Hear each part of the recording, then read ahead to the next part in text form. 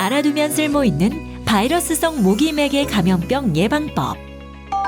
말라리아는 말라리아 원충에 감염된 모기에 의해서 매개되는 감염병이며, 이번 교육 영상에서는 바이러스에 감염된 모기에 의해서 매개되는 바이러스성 모기맥의 감염병에 대해서만 살펴보겠습니다. 서울에서 바이러스성 모기맥의 감염병이 얼마나 발생하였을까요?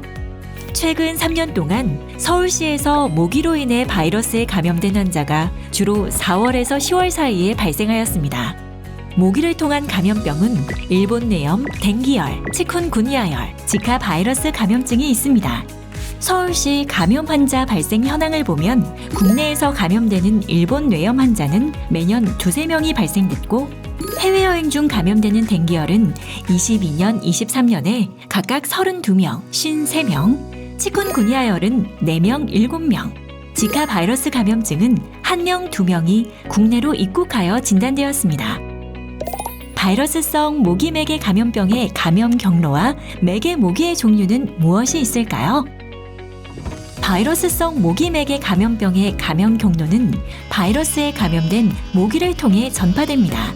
맥의 모기가 감염된 환자를 흡혈하면서 바이러스에 감염된 후 감염된 맥의 모기가 새로운 사람을 흡혈하는 과정에서 바이러스를 몸속에 전달하여 감염시킵니다. 지금부터 서울 시민 중에서 발생하고 있는 바이러스성 모기맥의 감염병인 일본뇌염, 댕기열, 치쿤구니아열 및 지카 바이러스 감염증의 감염 맥의 모기의 종류에 대해서 알아보겠습니다. 일본뇌염을 전파하는 주요 매개체는 작은 빨간집 모기이며, 댕기열, 치쿤구니아열 및 지카 바이러스 감염증을 전파하는 주요 매개체는 이집트 순모기 또는 흰줄 순모기입니다. 작은 빨간집 모기와 흰줄 순모기는 국내에서 서식하지만 이집트 순모기는 아직 국내에서 서식하지 않고 동남아시아 등 국외에서 사는 주된 맥의 모기이며, 이들 국가의 여행 시 모기에 물릴 수 있으므로 주의가 필요합니다. 작은 빨간집 모기의 알에서 부화한 에벌레인 유충은 주로 논, 웅덩이, 늪지, 배수로 등에서 서식하며, 이집트 순모기 및 흰줄 순모기의 유충은 주로 양동이, 그릇, 화분, 꽃병 등 인공 용기에 고여있는 물 안에서 서식합니다. 국내에서 발생하는 바이러스성 모기맥의 감염병인 일본뇌염의 증상에 대해서 살펴보겠습니다. 일본뇌염 바이러스에 감염된 대부분의 사람들은 증상이 없이 모르고 지나가며, 감염된 사람의 1% 미만이 임상 증상을 나타냅니다. 맥의 모기에 물려 감염된 날부터 증상이 나타나기까지의 시간을 잠복기라 하는데, 일반적으로 일본뇌염의 잠복기는 5에서 15일입니다. 증상이 빠르게 진행될 경우 발열, 두통, 구토 증상을 보이며, 며칠이 지나면 방향감각 상실, 의식이 없는 혼수 상태 등에 이를 수 있습니다. 임상 증상이 빠르게 진행된 경우 일부 증상은 나아지지만, 뇌염이 발생한 환자 중에서는 약 4명 중 1명이 사망하며, 뇌염이 생기고 살아남은 환자의 30에서 50%는 통증과 같은 신경학적 증상, 기억력 저하와 같은 인지적 증상 및 무기력감과 같은 정신적 증상이 후유증으로 나타납니다. 다음으로 해외여행 중 감염되는 바이러스성 모기맥의 감염병 중 가장 많이 발생하는 댕기열의 증상에 대해서 살펴보겠습니다. 댕기 바이러스에 감염된 4명 중 1명은 3에서 14일 잠복기 후에 증상을 나타내며, 증상의 정도는 사람에 따라 다릅니다. 혈압이 급속히 낮아지는 쇼크 또는 호흡이 힘들어지는 상태이거나, 심한 출혈 상태인 경우이거나, 심한 장기 기능이 떨어진 장기 부전 상태인 경우는 중증 댕기 감염증 증상에 해당되며, 이 경우 치명률이 20%로 높습니다. 치료는 가급적 빠른 시기에 할수록 예후에 큰 영향을 미치기 때문에 해외여행 후 중증 댕기 감염증이 의심되는 경우 바로 병원에 방문하시어 치료를 받으셔야 합니다. 댕기열의 가장 흔한 증상은 발열 후 메스꺼움, 구토, 피부 발진 및 두통, 근육통 등의 통증이 해당됩니다. 댕기열의 증상은 일반적으로 2에서 7일 동안 지속되며, 대부분의 사람들은 약 일주일 정도 지나면 저절로 상태가 호전됩니다. 다음으로 해외여행 중 감염되는 또 다른 바이러스성 모기맥의 감염병인 치쿤구니아의 증상에 대해서 살펴보겠습니다. 치쿤구니아의 가장 흔한 특징적 증상은 발열과 관절통이며 두통, 근육통, 관절이 붓거나 발진이 나타날 수 있습니다. 증상은 일반적으로 감염된 모기에 물린 뒤 3에서 7일 잠복기 후에 시작됩니다. 대부분의 환자는 일주일 이내에 증상이 호전되지만 만성인 경우 다발성 관절통이 수개월에서 수년까지 지속될 수 있습니다. 해외여행 중 감염되는 또 다른 바이러스성 모기맥의 감염병 중 지카 바이러스 감염증의 증상에 대해서 살펴보겠습니다. 지카 바이러스에 감염된 많은 사람들은 특별한 증상이 없는 경우가 대다수입니다. 증상이 나타나는 경우 2에서 14일 잠복기 후에 가벼운 증상을 나타내는데 지카 바이러스 감염증의 가장 흔한 증상으로 발열, 발진, 두통, 관절통, 결막염, 즉 염증으로 충혈된 눈, 근육통 등이 며칠에서 일주일 동안 지속됩니다. 지카 바이러스 감염증은 임신 여성이 지카 바이러스에 감염됐을 때 소두증이라는 선천적 기형과 그 외 뇌신경 장애 등의 합병증을 일으킬 수 있습니다. 바이러스성 모기맥의 감염병 예방법은 어떤 것이 있을까요? 바이러스성 모기맥의 감염병의 예방법은 백신 접종과 모기에 물리지 않는 것입니다.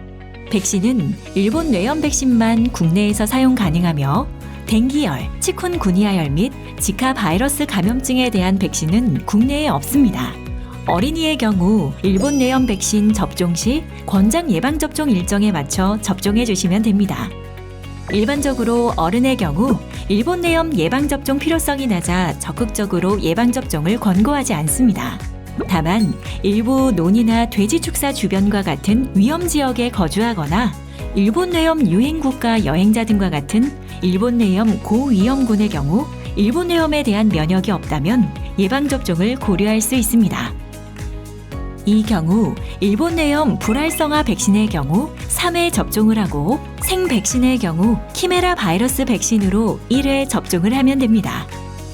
일본 뇌염, 댕기열, 치쿤구니아열, 지카 바이러스 감염증 모두 백신 이외 가장 효과적인 예방법은 모기에 물리지 않는 것입니다.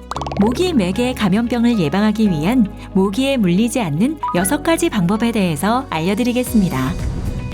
첫 번째로 모기가 흡혈할 수 있는 부위에 스프레이를 뿌리거나 바르는 모기 기피제를 사용하는 것입니다. 두 번째로 밝은 긴 바지와 긴 소매의 옷을 입어 피부 노출을 최소화하고 모기에게 물리지 않게 품이 넓은 옷을 착용하는 것이 좋습니다. 세 번째로 모기가 많이 활동하는 4에서 10월에는 개인 보호 장비 없이 풀숲에 장시간 머물지 않도록 하며 모기의 주 흡혈 시간대인 저녁 10시 이후 외출을 자제하는 것이 좋습니다. 네 번째로 모기가 침입하여 활동할 수 있는 공간 및 모기의 존재가 확인된 장소에 에어로졸 제제, 모기향, 전자매트 제제, 액체 전자 모기향 등의 실내 모기 퇴치제를 사용하는 것이 좋습니다. 다섯 번째로 가정 내에서는 모기가 실내에 들어오지 못하도록 창문과 문을 닫아두거나 방충망 및 모기장을 설치하는 것이 좋습니다.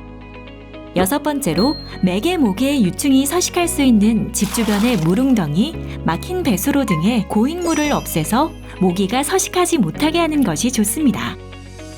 추가적으로 댕기열, 치쿤구니아 및 지카 바이러스 감염증은 임신 중 산모에서 태아로 전파되는 수직 감염이 되거나 수혈을 통해서도 감염이 가능합니다. 지카 바이러스 감염증 환자가 발생한 국가를 여행한 후에는 증상이 없더라도 귀국 후 1개월간 헌혈을 금지하고 6개월 동안 임신을 연기해야 합니다. 모유 수요의 이점이 모유를 통해 지카 바이러스가 확산되는 위험보다 더 크다는 점을 고려하여 미국 질병통제예방센터 CDC는 산모가 지카 바이러스 감염증 환자 발생 국가를 여행한 경우에도 모유 수유를 계속 권장합니다. 또한 지카 바이러스는 지카 바이러스에 감염된 사람과 파트너 간의 성관계를 통해 서로 감염이 가능합니다. 지카 바이러스는 감염 당시 증상이 없더라도 성관계를 통해 전염될 수 있습니다.